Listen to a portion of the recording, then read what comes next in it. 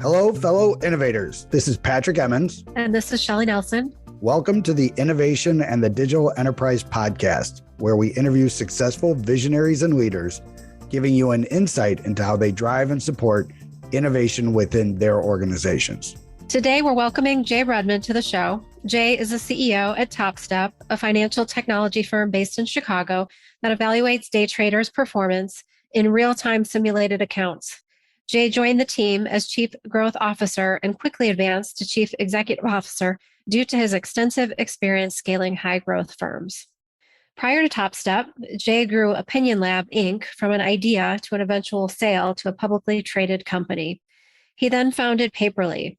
As a CEO, he grew it to be the leading direct seller of personalized products before selling it to another publicly traded company. Jay currently sits on various advisory boards, as well as guides multiple startups as a CEO and mentor. He earned his undergraduate degree from Wharton and his MBA from the University of Chicago's Booth School of Business. Welcome to the show, Jay. Well, thank you. Excited to be here. Jay, if you don't mind, please share with our listeners a little bit about Topstep. Sure, absolutely. And again, thanks for including me, and I'm excited to share and have this discussion. So awesome. Yeah, so Topstep, as Shelli indicated, plays in the trading space.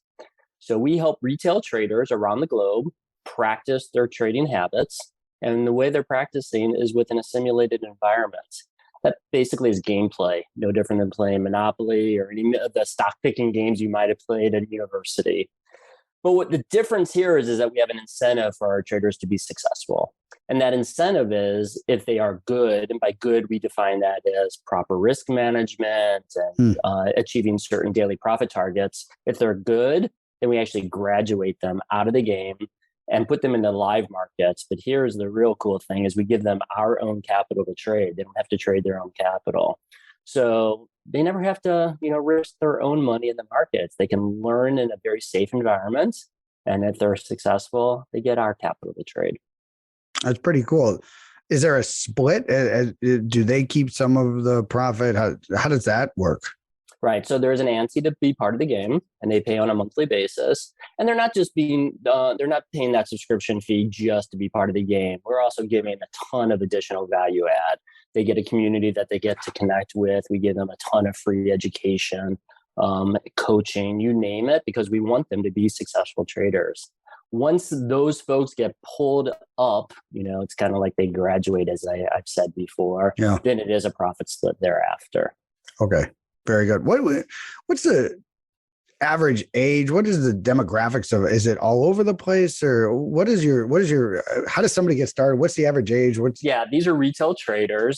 So these are not the high frequency folks you might, close your eyes and dream about in terms of, what goes on at Wall Street, or you see in the TV show Billionaires or anything like that. This is not those folks. These are typically folks who do this as a supplemental income source. So they might trade out of enjoyment. They might, drive an Uber for some part of the day and trade for another part of the day. So some of them view it as a gig opportunity.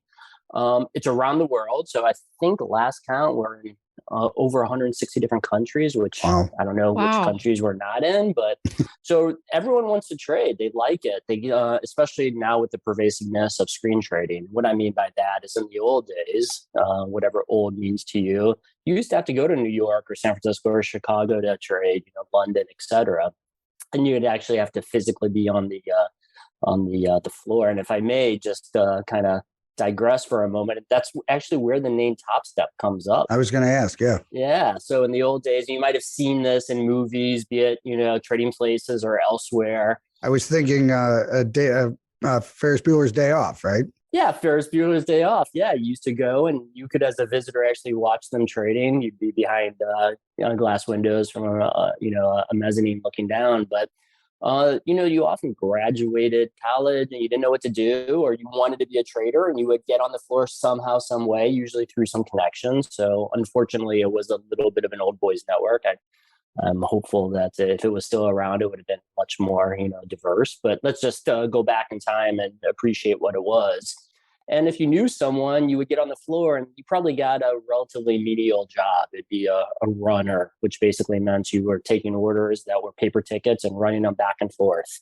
And then eventually you might have grown from runner to clerk, where you might have actually sat behind a desk and accepted those orders or whatever. But there was an apprenticeship approach. It was slow, methodical, and you learned through osmosis or by participating. Eventually, if you showed some gumption and ability, then you actually got into one of those pits. Obviously, there was licensure and other things like that. But you started at the bottom of the pit. And if you've never seen this before, imagine what you would see at a sports game where there's, bleachers going up, and you would start at the bottom of that bleacher or that pit. And as you became more and more successful, built a reputation, your book grew bigger, you started trading larger, you had more clients, whatever it might be, you actually started to rise up in that pit until you eventually got to the top step of the pit. And at the top step were the best traders, trading the most successful, et cetera. And that's what we're trying to do for the retail traders, to get them to the top step so they can be the best. That's awesome. I want to dig into your entrepreneurial journey in a minute, but so tell us about the story. We talked about it before, but I really would love to hear you share, your history with Topstep and, how you got engaged and now you're the CEO. I think that's a really cool story.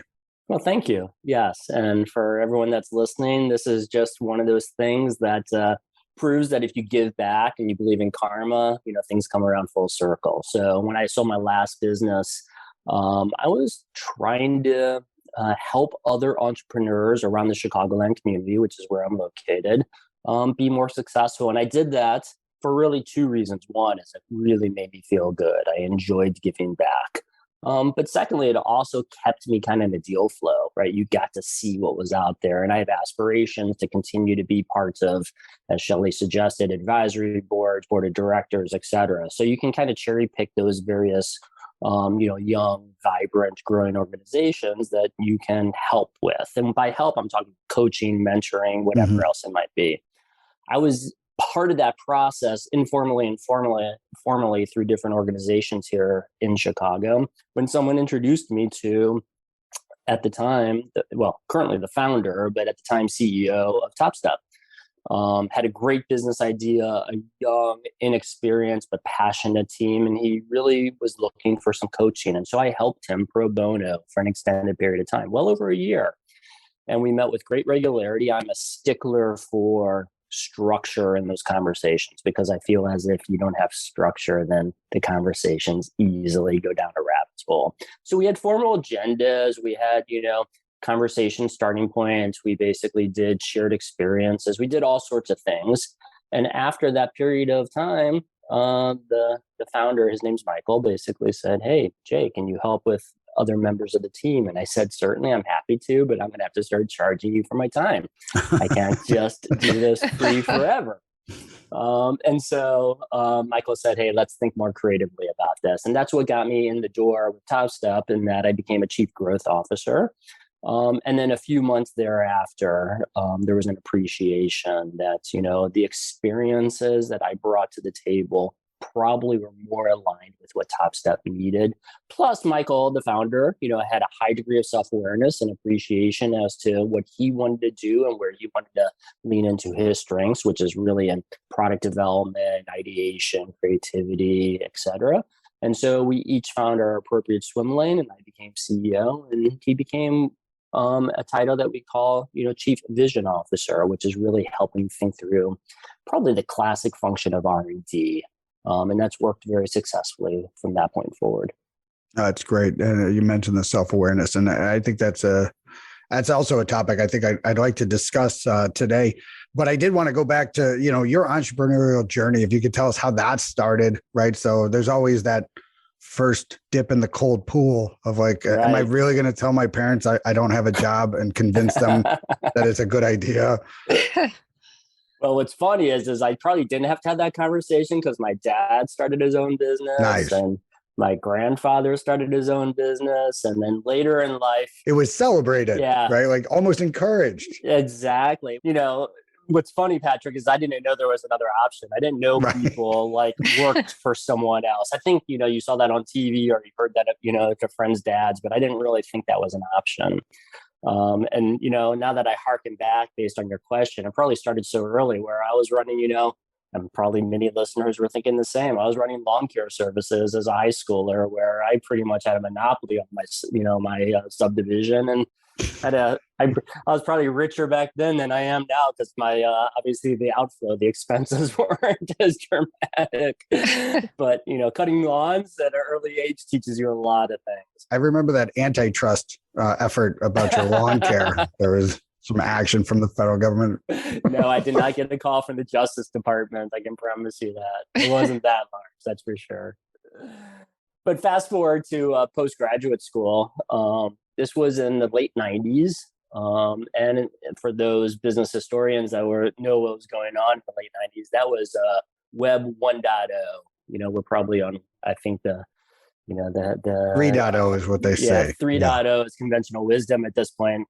Yeah, I know you blink and it's gone. But it was 1.0. And what that basically meant was none of us knew what the heck we were doing. Well, we were really confident we knew. We really thought we did. And whatever we announced in the public ate up, right? I mean, we basically made an announcement for an e-commerce business that I helped found. And, the news went crazy and viral and the inbound was ridiculous. So regardless, that definitely whetted my appetite. Grew that business from nothing to something. We sold that business to basically an affiliate that became part of the Amazon family. And then from there to, I think, Shelli's introduction, helped start a business here in the Chicagoland area that's called Opinion Lab. Long story short, Opinion Lab was really the first to create what we see as ubiquitous now, that feedback button on every single website. Opinion Lab was the innovator in voice of customer. How do we capture feedback from all individuals on the website to enhance the user experience? Eventually sold that business to a market research business out in New York called Verint, and then started another business called Paperly. And that Paperly was a personalized business that really competed against the Amazons and the Walmarts of the world, because at the time, Amazon and Walmarts were incredibly good at selling a product to you and delivering it very quickly, but they couldn't personalize anything. And so Paperly really tried to find that empty space or that unique selling proposition of personalization. So not only could you order something and get delivered quickly, but it could have your name on it, could have a font on it, could have a color, a design, it could have anything that you wanted. And that's what Paperly was, that I eventually sold that business as well. So yes, a few entrepreneurial successes, but boy, did I learn a lot in every single one of those. How bad did that hurt? Every learning was painful. Yes, no doubt about it. But quick. Yeah, quick. I was going to ask Jay, in the frenzy of the late 90s, if you could go back in time, what's one thing that you would have changed? Although I'm sure you made no mistakes. In terms of business or in terms of the 90s itself, like fashion, either one. Shoulder pads, right?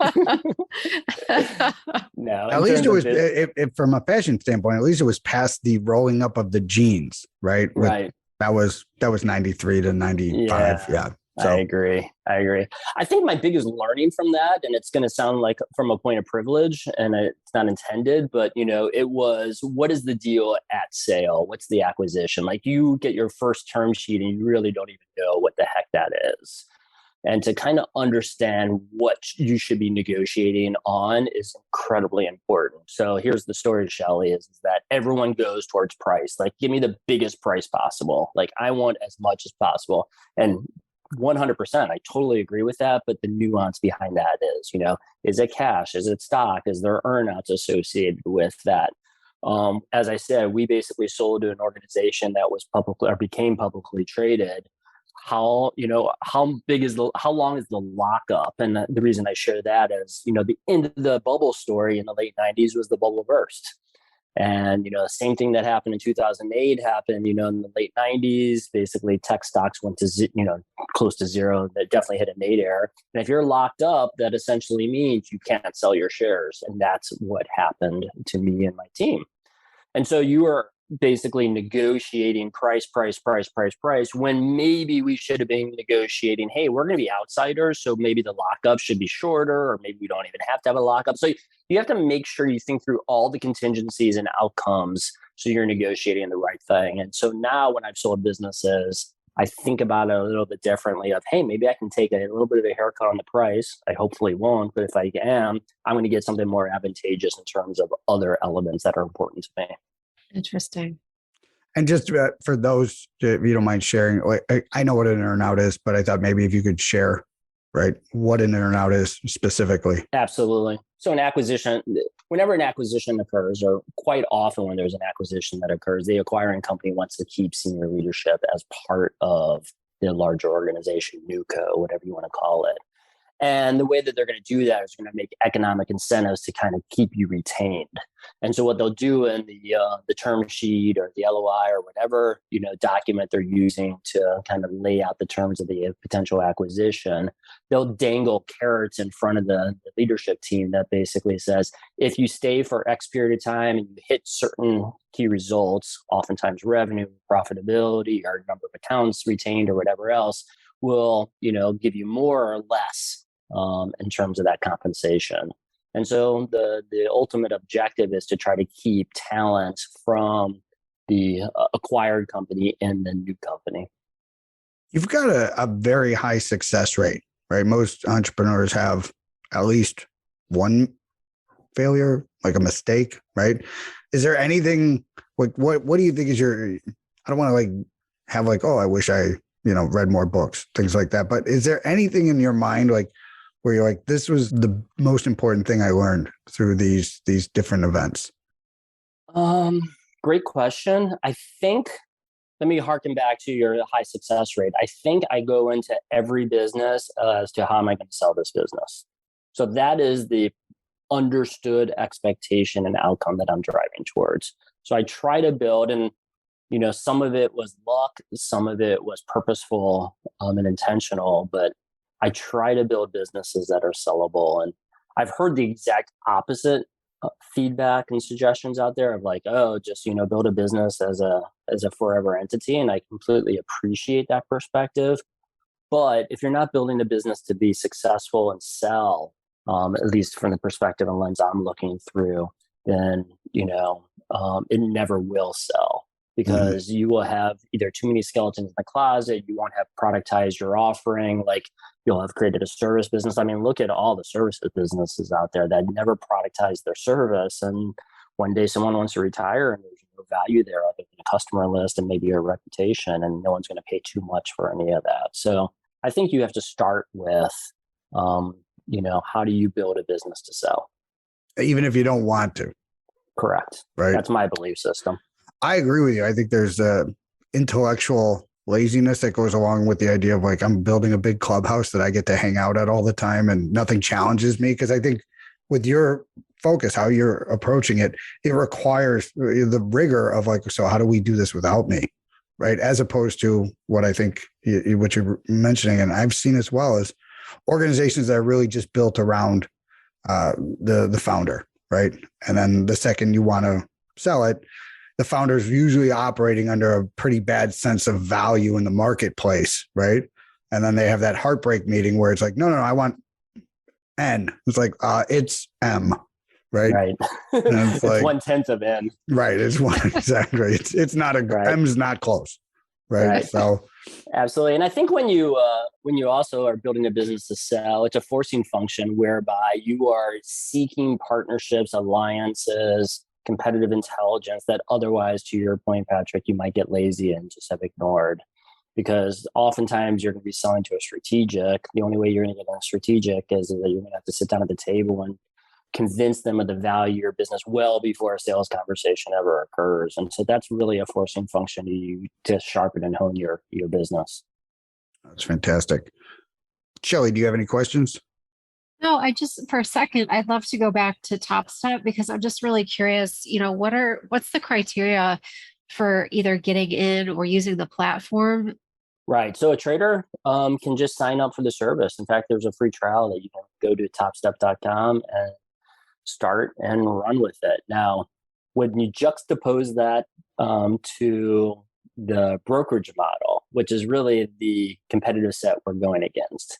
So Shelli, if you wanted to be a trader, and we saw this with the Robinhoods of the world, and not to disparage Robinhood by any stretch, but anyone could open up a Robinhood account, just like anyone can open up a TD Ameritrade or Schwab or any other account. You can do it, and you can start to what they call screen trade. And screen trade is just to delineate versus, those pits that I spoke of earlier where we're actually on floor trading. So you can start to screen trade, and trust me, those brokerages, I love them. They're partners of ours. We work incredibly well together. They'll be very happy to take your money. Very happy if you put your $10,000 in, because the data suggests that as a retail trader, especially a novice retail trader, you are not going to be on the winning side of the trade. And there's all sorts of, knowledge and competencies and biases associated with that, but that's just the natural outcome. And so what we are doing, Shelli, is basically we're saying, instead of putting that $10,000 or $20,000 or $25,000 into that account without knowing how to trade, come here, learn at an incredibly inexpensive and valuable way. And then when you're ready, either fly the coop and go open up your own personal brokerage account or earn some capital with us. Okay, great. Is there an age requirement? Because I got a couple of high schoolers that I think would be interested. Is that something that they could get involved in, or do you have to be a certain age? I think you have to be, and it's not our rules. I think you have to be at least 13, obviously, to create an account, I think, online. And then I think you have to be at least 18 to legally sign, an agreement. And so I would highly recommend at least 18. Perfect. I did want to go back to, you mentioned the self-awareness and leadership and some of the things that Michael's demonstrated as somebody who is successful because of that self-awareness. From your experience, right? Is that self-awareness something that, because I think some people would think, oh, you got to get to that level to then demonstrate that, right? Like Bill Gates never ran his own company, right? I don't think he was ever like CEO. That was always somebody else's job. He didn't want that job, right? So is that something you think people who have a growth mindset, they're always pursuing that? Or is that, what's your philosophy around that, about that self-awareness of knowing like, I'm not going to be successful here, even though the title got prestige with it, right? There would be some allure to that, even if it isn't a good fit. Right. Yeah. It's hard to speak in generalities. I'll tell you for myself specifically, I was a effing idiot early in my career, right? I got specific fast. Weren't we all? Yeah, exactly. And I think what happens is again, speaking from a point of privilege, I went to, as Shelli suggested, to, premier schools. You come out thinking you're a hotshot, and you probably have some level of expertise in some functional area, be it finance or marketing or whatever it might be. And you apply that, what do they say? If you have a hammer in your hand, the whole world looks like a nail. So that's what you're doing, is you're just hammering your way through things. I think eventually what you learn through failures, and I'll share a failure in just one moment, that you learn the importance of I hate the term, but it's the one that's kind of, again, conventionally used, is, the softer side, the managerial side of business and the importance associated with it. And once you learn the importance of people and relationships and everyone having shared understanding and communication, then all of a sudden you realize the magic elixir associated with business success. And I have had so many failures along the path that I've learned from, and hopefully others, continue to learn from their mistakes too. But I'm highly introspective and retrospective and look at these things. One failure was in my Paperly business. So Paperly essentially was analogous to a Pampered Chef or an Avon Tupperware. So I have a volunteer workforce spread across 40 different states. I had 600 reps, and these reps are essentially stay-at-home moms, and I use that largely because that's what the demographics suggest, not to paint a picture, but that's what the demographic was. And these folks are selling to, their friends, their family, their neighbors, etc., these personalized products.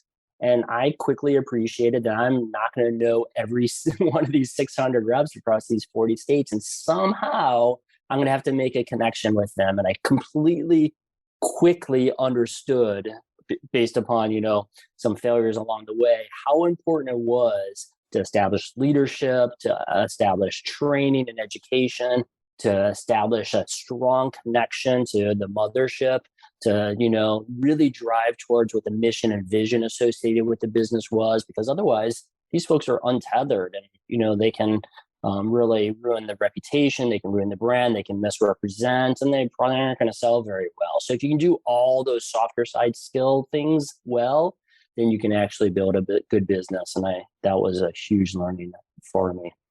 I have another question, because Mm-hmm.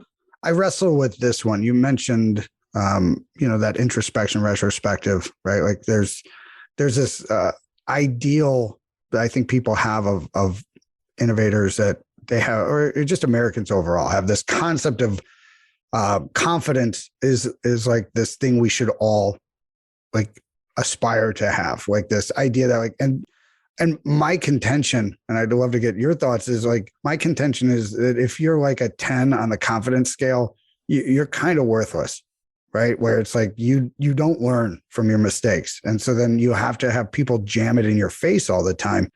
But and I think there's a lot of people out there who put on the armor and demonstrate like, I'm super confident, right?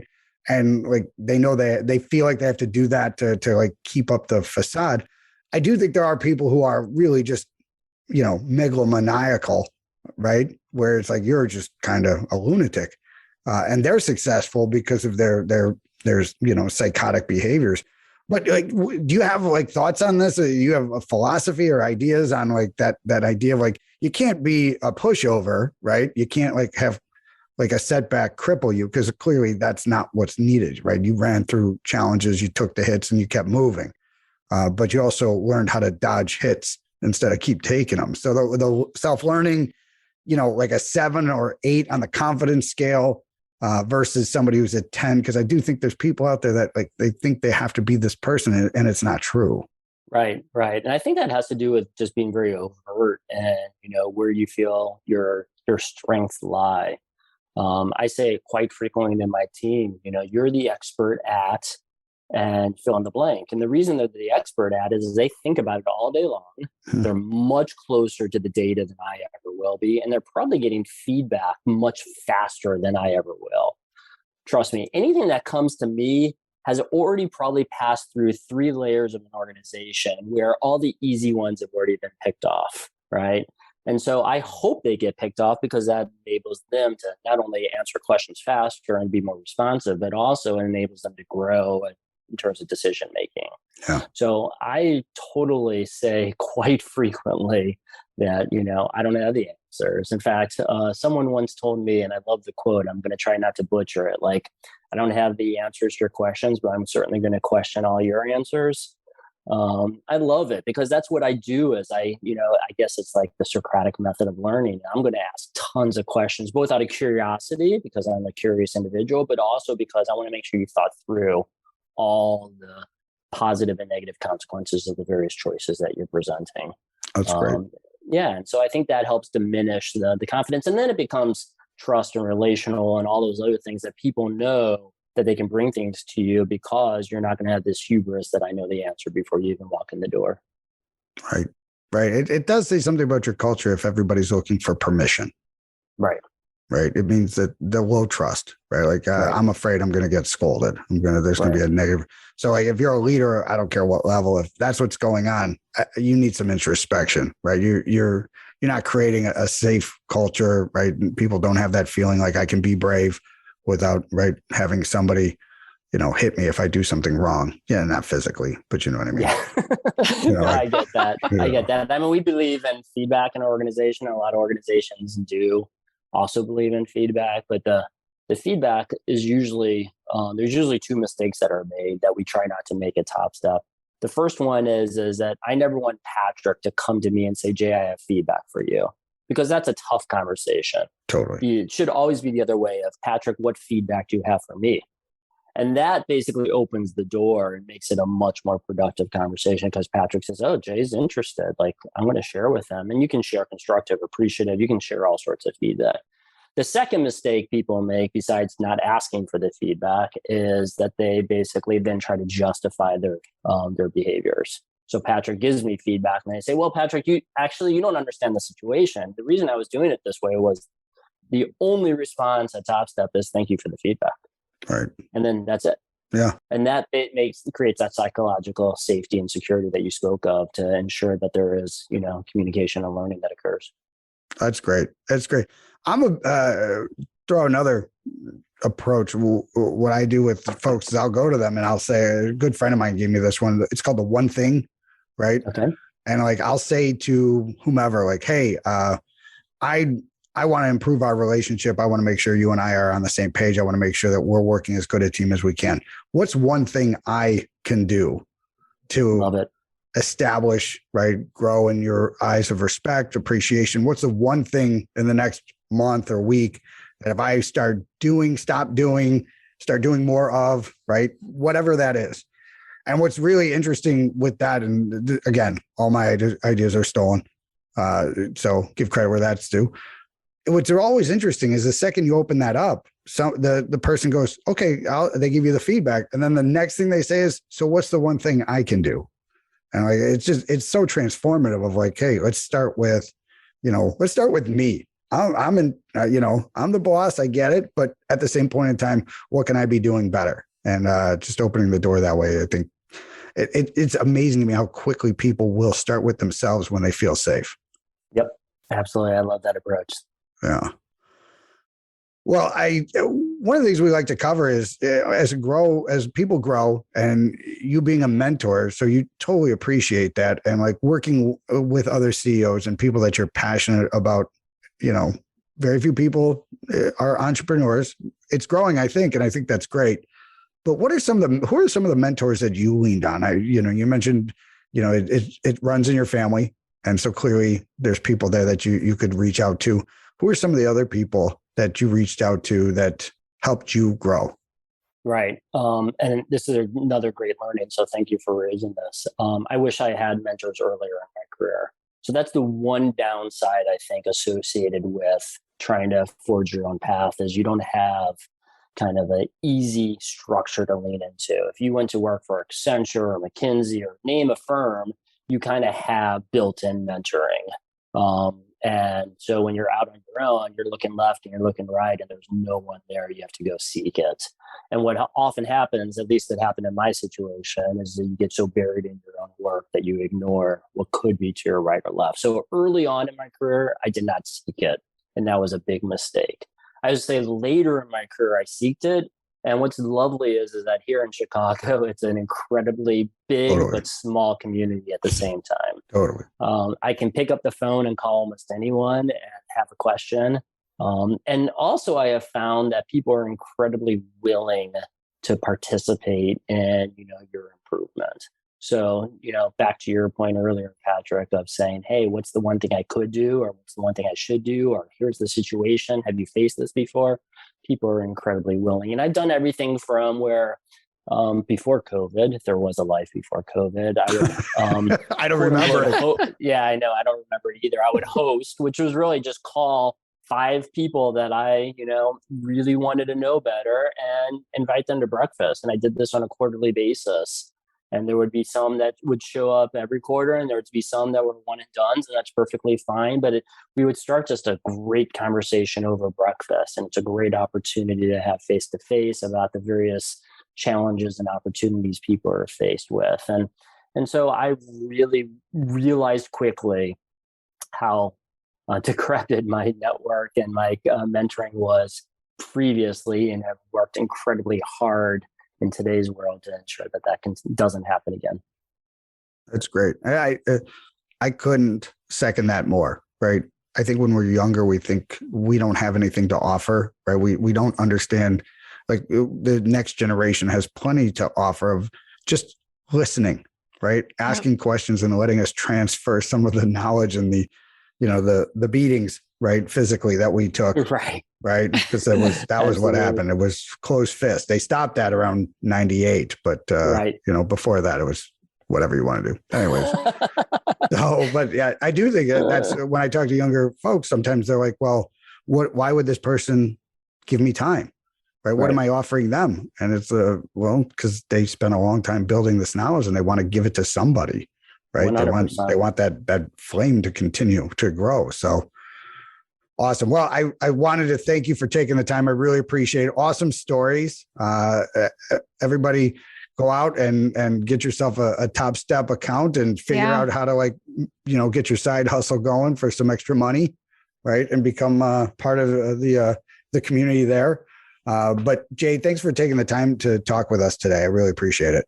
Thanks, Jay. My pleasure. I enjoyed it immensely.